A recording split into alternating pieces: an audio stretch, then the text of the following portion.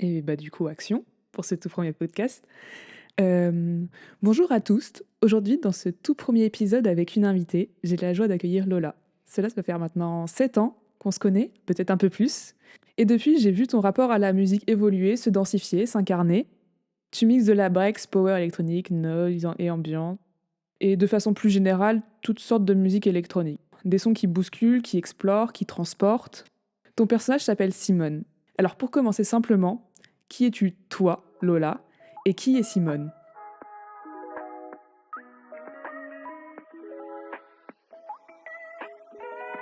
Bien bonjour à tous. Ah non, c'est trop chelou de dire bonjour à des gens qui sont pas là, genre.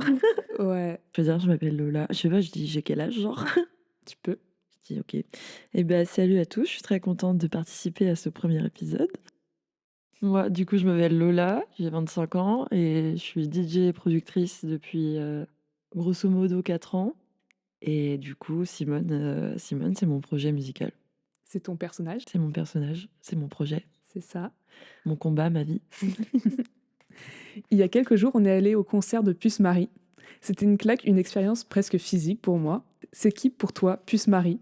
Et bah, Puce Marie, c'est le premier live que j'ai vu où je me suis dit, «Putain, la musique, c'est quand même, sacrément bien». Puce Marie, du coup, c'est une artiste qui fait de la noise, que j'ai découvert en 2020 quand j'habitais à Berlin. J'ai été voir son live et je savais pas du tout ce que c'était. La personne avec qui j'y suis allée m'a juste dit, «Je suis sûre que tu vas trop aimer» et effectivement, c'était une claque de ouf. C'était un bar qui s'appelle le Trauma, il me semble. Et on est arrivé, tout le monde s'est assis dans la salle. Moi, du coup, je comprenais pas trop pourquoi, parce que j'avais jamais fait de concert où les gens s'assoient, c'est enfin, bizarre. Et je sais même pas combien de temps ça a duré, mais c'était super bien. Enfin, le son était trop bien calibré. On sentait les basses enfin, le sol tremblait avec les basses, mais c'était pas trop fort pour que ça fasse mal aux oreilles. Enfin, du coup, j'ai découvert un style de musique que je connaissais pas du tout. Et je me suis rendu compte que, bah, en fait, on peut faire un peu ce qu'on veut avec la musique et qu'il y a un public pour ça. Il y a des gens qui font déjà ça. Donc pourquoi je regarderais pas comment moi je peux faire aussi? Oh, c'est beau. Depuis quand tu écoutes de la musique? Je sais que c'est une question un peu bateau, mais c'est quoi ton rapport à la musique? Est-ce que tu as baigné dedans ou Eh bien, ce n'est pas du tout bateau parce que j'ai plein de choses à dire. Bah, j'écoute de la musique depuis toujours parce que j'ai grandi dans une maison où il y a toujours eu de la musique. Ma mère a joué du saxophone et de la guitare, quand elle était plus jeune. Mon père est un grand amoureux de la musique, c'est lui qui a fait, une grosse partie de ma culture, surtout rock et ouais, rock des années 80 quoi. Hem Et c'était un truc où, la musique, il y a toujours eu un piano chez moi. Après mon frère a fait de la batterie, du coup il y a eu une batterie. Il y avait la guitare de ma mère que mon frère a cassée et m'a toujours fait porter le chapeau et personne ne me croit toujours 10 ans après, mais je tiens encore à prouver mon innocence et hem et du coup, moi j'ai jamais fait de musique. Enfin, j'ai jamais fait de cours de musique, j'ai jamais fait de solfège. Je faisais de la gym, donc c'était soit la gym, soit la musique. J'ai choisi la gym. Mais il y a toujours eu, il y a pas enfin, il peut pas j'ai grandi, le silence n'existe pas, quoi. C'est toujours été la musique. Mon père, il a une collection de CD immense. J'ai commencé à écouter de la musique en prenant de ses CD, en le mettant de ma petite chaîne hi Barbie pour, écouter ce que ça donnait et hem et je me suis rendu compte qu'en fait, même moi, si je marche dehors, j'ai de la musique, si je travaille, j'écoute de la musique. Enfin, en fait, si je ne dors pas presque, il y a toujours de la musique, dans mes oreilles, ça s'arrête jamais et du coup, il y a juste après le confinement où, ça a changé, où j'ai arrêté de juste consommer et j'ai commencé à réfléchir à la musique. Heu, Ça s'est lié plus à des fréquentations que j'ai eues, de personnes qui étaient, ingé son ou DJ et eux qui avaient déjà du coup une vision différente de celle que moi j'avais de la musique qui était seulement d'un point de vue de consommation et du coup, je me rappelle les premiers trucs, ça a été, quand j'ai découvert, par exemple, ce que c'était, le fait de mixer un morceau, bah, j'écoutais de la musique en essayant de spatialiser les sons et de voir où est-ce que l'ingé son avait voulu, placer les éléments, qu'est-ce qu'il y avait dans un morceau, enfin, où j'écoutais de la musique juste pour me dire, j'essayais de me focaliser en essayant d'entendre, par exemple, que la basse. Oui, le côté très technique, Ouais, des c'est ça. morceaux à décortiquer et pas juste écouter, mais comprendre Bah, oui, parce qu'en fait, avant, il y le avait grave son. ce côté mystique sur la musique de c'est un truc incompréhensible, un peu trop bizarre, où tu es en mode: «Ah, pfiou, oh là là, magicien, oh là là». Et en fait, non, enfin, c'est la musique, c'est comme tout art, c'est pas il y a du talent évidemment, mais comme tout art, c'est beaucoup de travail et de la technique, et il y a beaucoup de règles, et c'est pas pour rien qu'il y a un truc qui s'appelle la théorie de la musique, qu'il y a le solfège, qu'il y a des gens qui vont, enfin, qui font le conservatoire, que c'est des métiers. Et en fait, enfin, j'ai un peu réalisé tout ça d'un coup, je me suis dit: «Putain, c'est génial». Et du coup, bah, ma culture musique électronique a commencé vraiment après le confinement, et du coup se construit encore parce que, bah, ça fait que 4 ans, quoi, et Puis c'est on est en vaste. perpétuellement, en apprentissage. Exactement. Qu'est-ce qui a fait que tu as franchi le pas et de te dire: «Là, je touche aux platines, je touche au contrôleur»? Parce que pour les, novices, le contrôleur et les platines, c'est pas pareil. Attention! Attention, attention. Bah, le premier truc auquel j'ai touché, c'était pas des platines, ni un contrôleur, ça a été la guitare en premier, parce que, j'en avais un peu fait du coup avec la guitare de ma mère quand j'étais gamine. Heu, mais j'avais très vite arrêté parce que bon, c'était une acoustique, ça fait mal aux doigts, quoi. Donc ça m'a un peu découragée, et après, bah, comme j'ai dit, vu que j'ai une assez grosse culture, musique rock, moi après j'ai beaucoup écouté de rock anglais, du genre Idols, Fontaine DC, Tutti Quanti, et je me suis dit: «Mais en fait, bah, si tu veux faire de la musique, qu'est-ce qui t'empêche de t'acheter une guitare?» Parce que si je me disais: «Mais en fait, si j'en ai pas fait tôt, bah, je pourrais jamais en faire, c'est trop tard». Et il y avait ce truc de «c'est trop tard», et je me suis dit: «Mais en fait, c'est pas trop tard. Si tu veux t'amuser, et même t'as pas besoin d'être doué pour en faire. Si tu as envie d'essayer, achète-toi une guitare». Du coup, je me suis acheté une petite Ibanez, à 200 balles, c'était mon bébé, je l'ai recouverte de paillettes, Et c'est toujours ton bébé. c'est toujours mon bébé. Elle s'appelle Suzy d'ailleurs. Et ça a commencé par ça, et vraiment par contre la production, il y a eu grave il y a eu ouais, il y avait beaucoup un truc de c'est un truc de mec. Mmh. Parce que la production, c'est, vu comme un truc de geek où tu es devant ton ordi, enfin, c'est incompréhensible quand tu connais pas, tu vois des mecs devant leurs ordi qui touchent, des waveforms, et qui mettent juste des points sur, un logiciel trop bizarre, et d'un coup ça fait de la musique un peu chelou, et je fréquentais que des hommes qui faisaient ça, et ce qui est marrant, c'est que je suis sortie pendant 3 ans avec un ingé son. Il y avait des synthés, toujours à l'appartement. On a habité ensemble pendant 6 mois. Et j'ai jamais touché au synthé, et j'y ai touché, je pense une fois, et on a dû se séparer, 2 semaines après, tu vois? Donc C'était la raison, en fait. c'était la raison, fallait pas que je touche le Moog. Non, c'était pas un Moog, c'était quoi? MS-20. Mais et du coup, oui, je voulais trop essayer le MS-20 parce que Puce Marie, je l'avais vu sur scène et elle avait ce synthé, et le MS-20, c'est vraiment un synthé trop bien. Bah, déjà, en fait, vu que j'y connaissais rien, je touchais tous les boutons, et j'étais juste en mode: «Oh, c'est marrant, c'est ça fait des bruits», et en fait, j'ai passé 3 heures à juste faire du «vou vou vou». Et c'est là, je me suis dit: «En fait, c'est peut-être bien». Après, bah, confinement, j'avais que ça à faire, du coup, j'ai craqué Ableton. Je m'y suis mise, et en fait, bah, je me suis rendu compte qu'il y a pas besoin de savoir-faire pour, en faire, parce que en 3 jours, j'ai dû faire ma première track alors que j'avais aucune idée de ce que je faisais, quoi. Ouais. Entre le moment en fait, ça met plus de temps à franchir le pas qu'à faire le morceau. Oui, c'est ça, qu'une fois que tu as franchi le pas, bah, en fait, c'est marrant, et il fallait aussi que je lâche la pression de me dire que, en fait, tous les gens autour de moi étaient soit DJ, soit produisaient depuis qu'ils avaient 15 ans. Oui, Moi, j'avais 21 ans et j'avais jamais fait ça. Du coup, je me disais: «Forcément, si je commence, je vais être moins ça va être nul». Mais en fait, c'est normal que ça soit, enfin, pas nul, mais moins bon. tout comme débutant, et même à partir du moment où c'est de l'art, c'est pas obligé d'être bien parce que c'est pas objectif comme, jugement. Oui.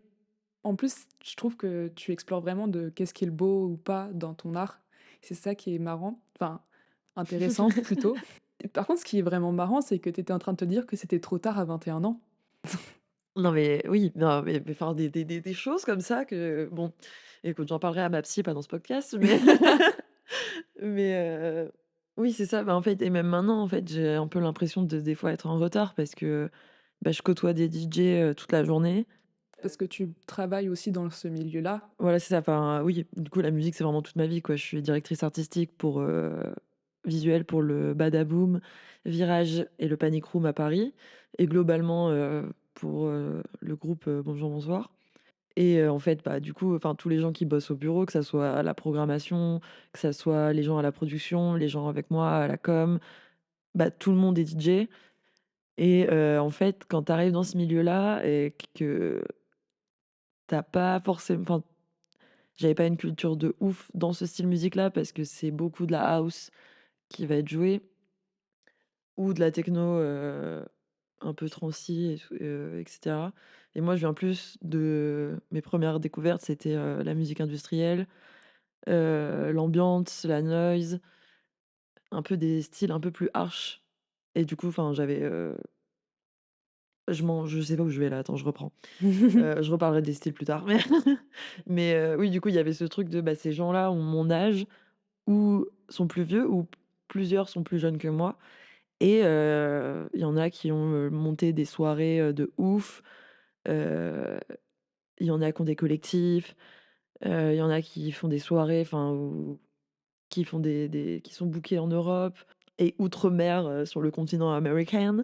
Oh waouh! Donc moi, je suis un peu au milieu de ça, j'étais en mode: «Oh my god, qu'est-ce que je vais faire?» et en fait, bah, il est jamais trop tard et c'est pas parce que, j'ai pas eu un contrôleur dans les mains quand j'avais 15 ans que j'ai pas le droit d'en avoir un maintenant que j'ai maintenant 25, quoi. Oui, c'est vrai et puis il est jamais trop tard. Exactement. Comment tu construis tes sets? Parce que tu as fait plusieurs podcasts pour des radios et tu commences à faire des scènes maintenant. Donc, ça, comment tu construis? Et qu'est-ce que tu as ressenti lors de la toute première scène? Oh my Sachant que tu n'es pas une experte de la scène. mon Dieu. Alors, première question, comment je construis mes sets? Bah, ça va dépendre de ce que je mixe, mais mes premiers sets le premier set que j'ai posté sur SoundCloud, c'était en 2022. C'était, bah, un set d'ambiance et du coup, j'ai commencé une série qui s'appelle les Stories by Simone, qui, comme leur nom l'indique, raconte des histoires parce que j'aime beaucoup l'idée de la narration à travers la musique. Et je vais revenir du coup, encore parler de mon daron, mais le un des premiers albums qui m'a marqué de ma vie, c'est The Wall de Pink Floyd et c'est, bah, ça fait partie des albums que j'ai trouvés dans ces, 500 millions de CD qui traînaient dans le meuble de la télé, que j'ai pris, que j'ai écouté et j'étais en mode: «Mais c'est génial» parce qu'en fait cet album, il y a un film aussi qui a été fait, The Wall et cet album, il est fait pour être comme tous les albums de Pink Floyd de toute façon, mais celui-là en particulier, il est fait pour être écouté du début à la fin, dans l'ordre et il y a beaucoup de moments où ça va être des moments où il y a des gens qui vont parler, où ça va être des choses très ambiantes, ça va être des bruits juste d'histoire et en fait, c'est vraiment du coup et cet album-là, c'est la bande son du film The Wall et en fait, bah, enfin, je suis persuadée que c'est vraiment cette expérience-là qui a fait comment je construis mes sets maintenant et ça va être pour raconter une histoire. Ça a beaucoup tourné, ça tourne encore en fait toujours maintenant sur, des thèmes, comme l'amour, les cœurs brisés, le désespoir, la nostalgie, toutes ces choses-là. Des sujets humains. Des sujets ouais, c'est ça, des sujets enfin, j'aime beaucoup, essayer de retranscrire l'émotion à travers mes sets d'ambiance, ce qui est très chiant parce que je me suis rendu compte quand, des fois, si je suis pas dans l'émotion que j'ai envie de transmettre, bah, je vais pas réussir à le faire Mmh. et j'ai des choses qui sont sorties sur des radios que maintenant et qui me cringe physiquement à réécouter mais écoutez, c'est la vie, comme on a dit tout à l'heure, personne n'est parfait. Comment tu as appréhendé ta scène? Ta première scène? Parce que là, tu en as fait combien des scènes pour l'instant? Là, j'ai fait alors attends, 1, 2, 3, 4, si je dis pas de conneries. 4 et la première, c'était, complètement, inattendu, jamais j'aurais pensé que ça serait ma première scène.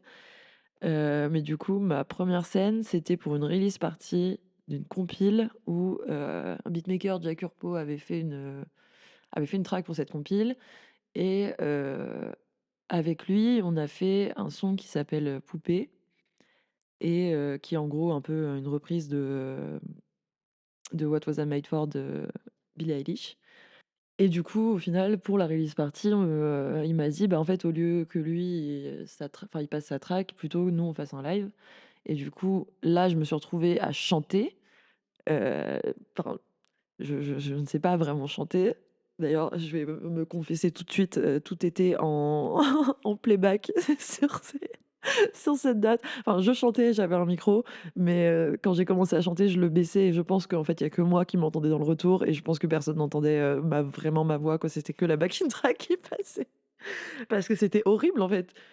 Mais Parce c'est OK, que c'est OK.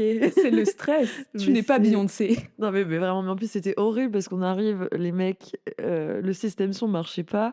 La release a pris, genre, s'est retardée de 2 heures. Du coup, au final, il y avait vachement plus de monde devant moi que prévu. En plus, j'avais le synthé, il fallait que je joue du synthé enfin, que je joue du piano, enfin, du piano, du clavier.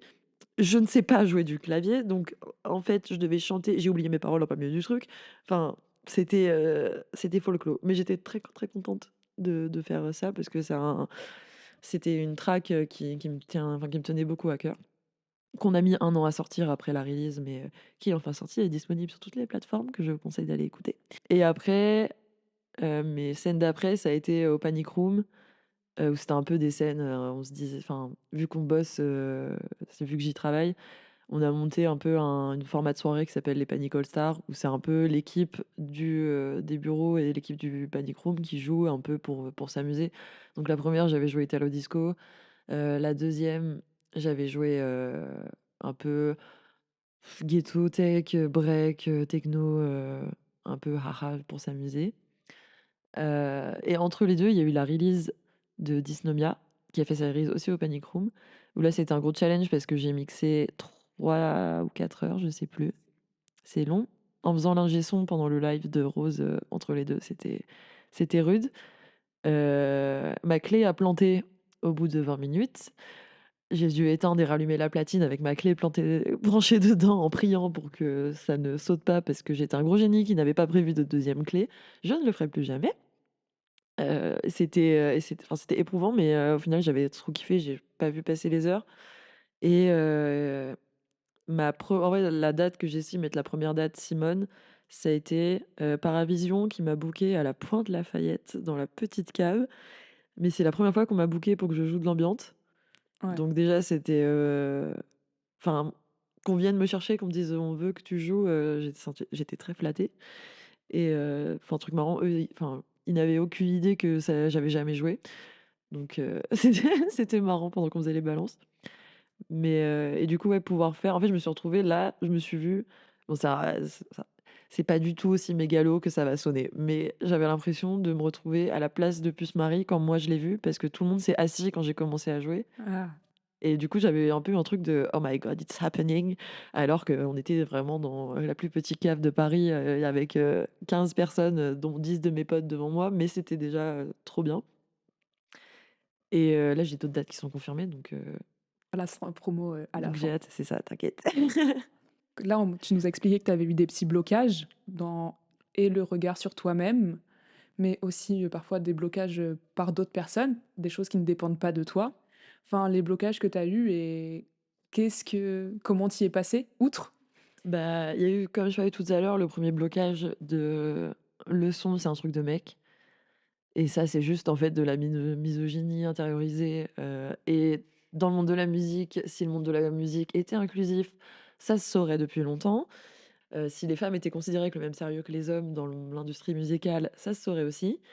Donc il y avait un peu ce truc de ça faisait peur d'aller dans un truc où j'allais devoir prouver enfin, je savais que j'allais devoir prouver ma place plus qu'un homme, que, j'allais pas forcément être prise autant au sérieux que, certains mecs et en fait, là, je commence à le voir, le truc de quand t'es une meuf, il faut que tu prouves que tu sais faire et que tu sais te tenir derrière des platines vachement plus qu'un mec. Je vois des gens que j'ai connus, même avant que je commence à mixer, qui faisaient, des dates, genre à Nantes, macadam ou CO2 et les types, ça faisait 1 an qu'ils étaient derrière les platines, mais parce que ils avaient cette prestance et en fait, parce qu'ils se vendaient comme DJ, bah, en fait, on se posait même pas la question, on disait: «Oui, il dit qu'il s'est mixé, donc il sait mixer» et quand t'es une meuf, c'est différent, je trouve. Tu dois prouver plus, enfin, tu ressens que tu dois plus prouver? Ouais, tu dois plus prouver, et tu dois être plus irréprochable sur ce que tu fais et aussi parce que de toute façon dans les bookings, booker des meufs, ça change beaucoup, mais la proportion de booking qui est fait avec des mecs, bon bref, enfin c'est un je suis en train de m'étaler sur un sujet, que tout le monde, enfin tout le monde le sait, tu vois? Mais ça a quand même été un truc qui moi m'a bloqué personnellement, même avant que j'en sois, victime de genre, quelconque misogynie dans ce milieu-là. Je savais que c'était comme ça. Donc c'est un truc qui bloque, Oui, puis tu partages beaucoup aussi sur tes réseaux, mmh. tu en fais quand même un fer de lance de enfin, l'inclusivité sur ce sujet. Mmh. Déjà, c'est important, je trouve, d'être, en fait, c'est relou que, en tant que meuf, ton existence soit obligatoirement politique, mais en fait, enfin, à partir du moment où tu n'es pas un homme blanc cis hétéro, bourgeois, bah, ton existence, est politique. Donc, s'exposer et dire: «Bah, je fais de la musique, et je le montre», bah, c'est important parce que, du coup, moi, c'est en voyant des meufs faire du son et partager ce qu'elles faisaient que ça m'a donné envie de le faire. Donc, c'est un truc important aussi, et de remettre, l'église au milieu du village de temps en temps. Voilà. Ouais. Là, si on va dire que tu as une petite sœur qui voudrait se lancer, qu'est-ce que tu lui conseillerais? On parle pas en tant que grand mentor et justement, je trouve que Oui. c'est important d'avoir des conseils de personnes qui sont à l'étape juste après soi, parce que parfois entendre des personnes qui ont déjà des milliers de sets derrière eux, Oui. ça semble inatteignable. Du coup, comment tu conseillerais à ta petite sœur de poster ce premier podcast? Et bah, je lui dirais que de toute façon, avant que beaucoup de gens l'écoutent, elle a le temps. Donc même si elle se plante, c'est pas grave et qu'il y a toujours l'option supprimer sur internet. Donc, et que de toute façon, si elle fait pas le premier, elle fera jamais le deuxième, elle fera jamais le troisième. C'est vrai ça. Et le deuxième et le troisième sont forcément mieux que le premier. Donc C'est beau ce que tu racontes. donc il faut le faire et puis de toute façon, en fait, au bout d'un moment, il faut faire le deuil des et je me suis rendu compte de trucs, c'est qu'il y a des choses, enfin, je te disais tout à l'heure qu'il y a des podcasts qui sont sortis sur des radios que moi, maintenant, j'arrive pas à réécouter parce que je me dis: «Mais mon Dieu, c'est ignoble». Mais en fait, je me dis: «Mon Dieu, c'est ignoble» parce que je fais que enfin, j'en fais beaucoup, donc maintenant je sais, mais même je me suis rendu compte et tu me l'as dit plusieurs fois quand je mixais que quand je faisais des erreurs, si je faisais pas la grimace derrière les platines, personne n'aurait capté. Oui. Donc ça puis enfin, c'est un peu des conseils que je me donne toujours que je me donne à moi-même parce que c'est toujours, enfin, je suis toujours, un peu dans ce truc de: «Ouh là là, je vais pas le faire». Là, j'ai un EP qui est prêt, enfin, j'ai 70 minutes de production qui sont prêtes depuis 1 an, que je n'ai pas sorti, enfin si, que j'ai sorti sous la forme d'un set et que je n'ai pas promu pour que personne n'aille l'écouter.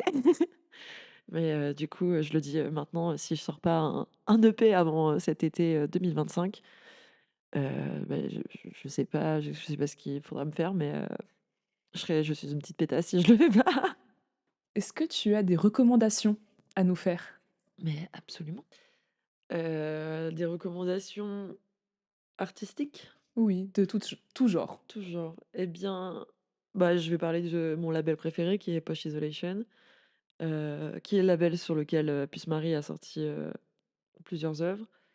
Hem, où c'est un label qui m'inspire beaucoup, si vous regardez les tracklists de mes sets, il y a beaucoup trop de sons qui sortent de ce label et voilà, j'adore ce label. Il y a aussi, dans ce label, il y a Croatian Amor, Vanity Production qui sont d'artistes top, trop, trop bien. Et récemment, j'ai découvert une DJ, qui mixe aussi de l'ambiance, qui s'appelle Grand River, et son mix pour Trax est incroyable. Donc ça, je vous conseille d'aller écouter. Et est-ce que tu as un mot de la fin? Putain, on a déjà fini? Bah, ça fait un bout de temps Pourquoi j'ai qu'on noté des trucs? J'ai l'impression il y a des bah, trucs tu qui ont peux sauté. rajouter. Heu, putain, mais du coup, parce qu'on n'a pas parlé de la noise, en fait. On n'a pas parlé de la noise, c'est vrai. On n'a pas parlé de la noise du tout, parce que j'étais en mode, j'ai noté un article, heu, que je trouve super intéressant pour l'introduction à la noise et juste regarder ce que c'est, sans, lire un truc, super intellectuel, super compliqué. Ça s'appelle «Du bruit, de la noise et de la musique» de Marc-Antoine Dion et en fait, il explore, à quel moment la noise devient de la musique, parce que c'est juste du bruit, en fait. C'est juste et à quel moment le bruit devient performance et à quel moment, bah, il y a des gens qui vont aller dans des salles de concert et regarder juste un type faire des bruits, de micro-ondes pendant 1 heure et demie Mmh. et à quel moment ça devient intéressant, à quel moment c'est, un mouvement, qui brise les codes et en fait, pourquoi il y a un public pour ça et du coup, c'est un article qui est super intéressant. Voilà. OK. Tes podcasts, c'est que de la noise? Non, c'est mes premiers ils sont plus noisy. Je vais mettre juste un truc qui s'appelle un noise wall, c'est juste un moment où il y a un gros glitch qui va partir, une grosse basse, un gros overdub, mais c'est pas que de la noise. La noise, c'est plus un truc que je vais utiliser à certains moments et en fait, la noise, ça enfin, en fait, c'est un mouvement tellement large et si peu défini, qui se définit surtout par les artistes qui vont enfin le S'autoproclamer c'est dedans? ça, l'exercer, que tout peut être de la noise dans ce que je produis. Il va y avoir des tracks où ça va être que du sound design, des bruits qui vont être là pour créer une atmosphère et imaginer une histoire. Du coup, ça tombe dans la noise, mais tu peux aussi avoir des synthés, tu peux avoir des mélodies dans la noise, enfin, ça va dans Oui, c'est assez large. Quand même enfin, un style où faut s'autoproclamer, ça va bien aussi dans la démarche, je trouve, féministe de s'assumer en tant mmh. qu'individu, dans le DJing, je sais pas si ça se dit? Si, ça se dit. DJing? DJ le DJing, Le DJing. l'activité de disc jockey. Mais Waouh! ouais et c'est de toute façon, c'est comme, le punk qui a été porté par les femmes. Tous les mouvements transgressifs un peu ont toujours eu une grosse partie féminine qui a souvent été, heu, effacée, dans l'histoire, des arts. Hem, du coup, si ça intéresse des gens, il y a un compte Instagram qui s'appelle Women of Noise qui met en avant, les femmes, de la noise et c'est super intéressant du coup parce que même dans la noise, même dans un mouvement super, un truc d'outsider un peu comme le punk, Ouais. qui se dit transgressif, qui se dit, plus, un mouvement de woke en fait, enfin finalement, disons les choses. Il y a quand même une invisibilisation, des femmes parce que ça reste un milieu très masculin. Mmh. Donc voilà, c'est important de donner de la force aux girlies. Yes. Je pense que là, on a fait le tour. Ouais. On peut faire l'instant promo de, tes futures dates, ton Instagram, podcast, sur, SoundCloud. Enfin bref, où est-ce qu'on comment on te suit? Comment on me suit? Eh bien, on me suit, sur Instagram avec un absolument insupportable. C'est @_shh SHH et 5 fois le SHH. Mais bon, je pense que ça sera link quelque part. Heu et sur SoundCloud, c'est pareil. Et sinon, sur Spotify, c'est Simone, mais pour me trouver, c'est un peu compliqué. Du coup, tapez poupée Simone et vous aurez, mes tracks. Pouvoir linker ça. Ça serait pas mal, hein, parce que Franchement, c'est la découverte. c'est pas très marketing, tout ça. Tes prochaines dates?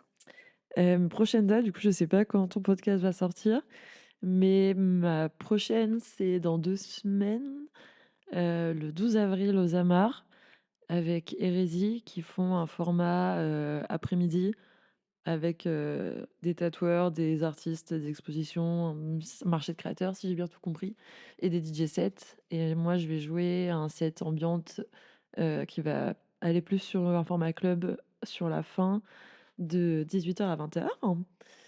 Ah, c'est horrible, de 18h à 20h et ensuite, je vais jouer à la Mutinerie le 10 mai, pour le collectif Andy. Et là, ça sera sur un format uniquement ambiante, sur, un set d'1 heure, je pense, ou 2 et ça, je sais pas quand est-ce que je joue, mais le 10 Oui, de toute à la façon, il y a Mutinerie. plein d'exposants. Voilà. Il y a plein d'exposants, il y a des performances drag, ça va être, trop bien. C'est un collectif de copains, donc j'ai Tout trop ce qu'on hâte. que demande le peuple. Vraiment. Hop.